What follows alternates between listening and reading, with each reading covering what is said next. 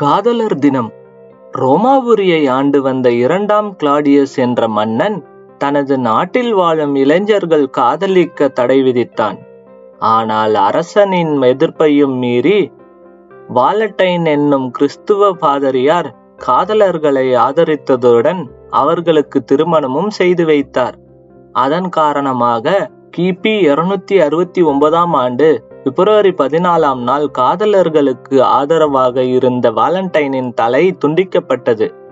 ஆகவே வாலண்டைன் இறந்த தினமே காதலர் தினமாக கொண்டாடப்படுகிறது. அது மட்டுமல்லாது இன்று புல்வாமா நினைவு தினம். அப்படி என்றால் என்ன?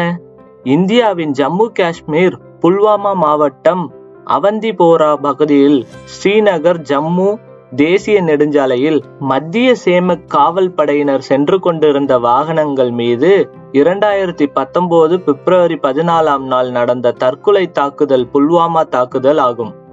அதையடுத்து ஒவ்வொரு ஆண்டும் பிப்ரவரி 14ஆம் நாள் புல்வாமா தீவிரவாத தாக்குதலில் வீரமரணம் அடைந்த வீரர்களுக்கு வீர வணக்கம் செலுத்தப்படுகிறது.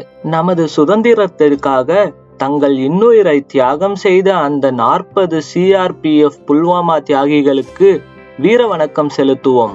காதலர் தினம் எதனால் எப்படி வந்தது, புல்வாமா அட்டாக் என்பதை பற்றி தெரிந்து கொண்டீர்கள். இதை உங்கள் நண்பர்களுக்கும் உறவினர்களுக்கும் ஷேர் செய்யுங்கள்.